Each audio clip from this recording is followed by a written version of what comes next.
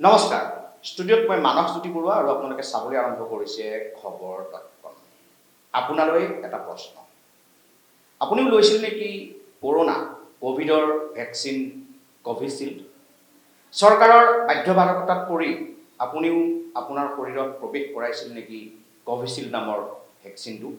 তেনেহ'লে আপোনাৰ কাৰণে শংকাৰ কাৰণ, কিয়নো কোভিডৰ ভেকচিন কোভিচিল্ডৰ পাৰ্শ্বক্ৰিয়া আছে বুলি ব্ৰিটেইনৰ এখন আদালতত স্বীকাৰ কৰিছে স্বয়ং কোভিচিল্ড প্ৰস্তুত কৰা আষ্ট্ৰাজেনেকা নামৰ ঔষধ কোম্পানী প্ৰস্তুত কৰা প্ৰতিষ্ঠানটোৱে। আষ্ট্ৰাজেনেকাৰ এই স্বীকাৰোক্তিৰ পিছতে এতিয়া বিশ্বজুৰি সৃষ্টি হৈছে চাঞ্চল্যৰ। আহক এই সন্দৰ্ভত আমাৰ এক প্ৰতিবেদন।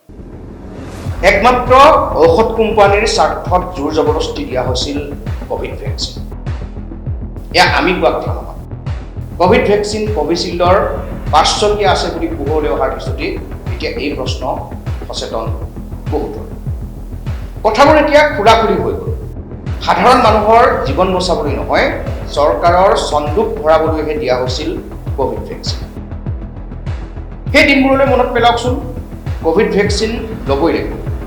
আপুনি কোভিড ভেকচিন নোলোৱা মানে আপুনি যেন দেশত কোভিড ভেকচিন নোলোৱাকৈ আপুনি বজাৰলৈ যাব নোৱাৰে, বিদ্যালয় মহাবিদ্যালয়লৈ যাব নোৱাৰে, চিনেমা হললৈ যাব নোৱাৰে, বাছ ৰেল উৰাজাহাজ ক'তোৱেই আপুনি উঠিব নোৱাৰে।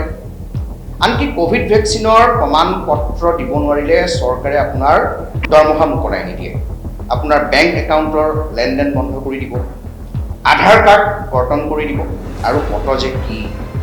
প্ৰচণ্ড ভয় ভাবুকিৰে আপোনাক বাধ্য কৰাইছিল কোভিডৰ ভেকচিন ল'ব। অৱশ্যে নিজ ইচ্ছাৰেও বহুতে লৈছিল। চৰকাৰৰ এই ভয় ভাবুকিৰ পৰিণতি আজি কি হ'ল দেখিলে।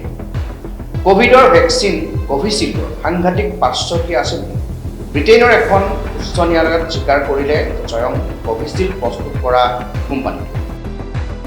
কোভিচিল্ড ডেভেলপ কৰিছিল ব্ৰিটিছ ছুইডেন বেছড এটা বহুজাতিক ফাৰ্মাচিউটিকেল এণ্ড বায়'টেকনলজি কোম্পানী আষ্ট্ৰাজেনেকাই, আৰু প্ৰস্তুত কৰিছিল ছিৰাম ইনষ্টিটিউট অৱ ইণ্ডিয়া।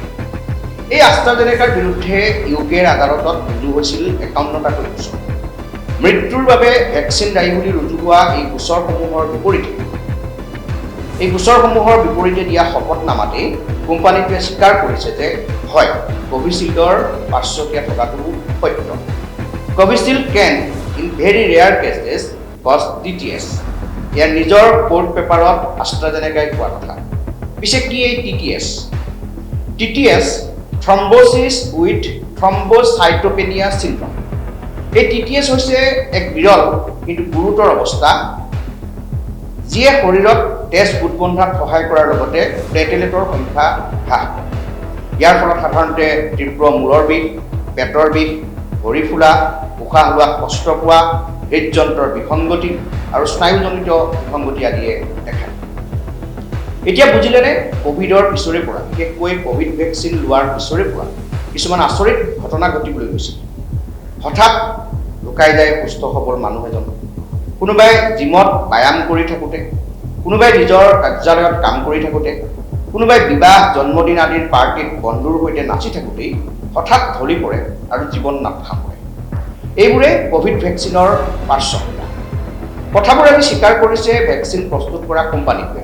কিন্তু কোভিড ভেকচিনৰ এই পাৰ্শ্বক্ৰিয়াৰ কথা আৰম্ভণিৰ পৰা কৈ আহিছিল বহু বিশেষজ্ঞ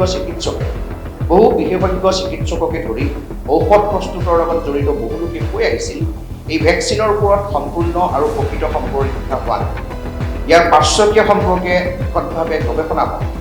কিন্তু এইবোৰ কথা মানি লোৱা নাছিল চৰকাৰে। আনকি ভেকচিনৰ বিৰোধিতা কৰাসকলক কেতিয়াবা দেশত বুলিয়ে সজাইছিল চৰকাৰে। কাৰণ আৰু এতিয়া কাৰো বুজিবলৈ বাকী নাই। দেশৰ সৰ্বোচ্চ ন্যায়ালয়ৰ হস্তক্ষেপত পোহৰলৈ অহা ইলেক্টৰেল বণ্ড কেলেংকাৰীয়ে উদঙাই দিলে সকলো কথা। সেয়ে ক'ব পাৰি সাধাৰণ মানুহৰ জীৱন বচাবলৈ নহয়, চৰকাৰৰ চন্দুক ভৰাবলৈহে দিয়া হৈছিল কোভিড ভেকচিন। একমাত্ৰ ঔষধ কোম্পানীৰ স্বাৰ্থত জোৰ জবৰদস্তি দিয়া হৈছিল কোভিড ভেকচিন।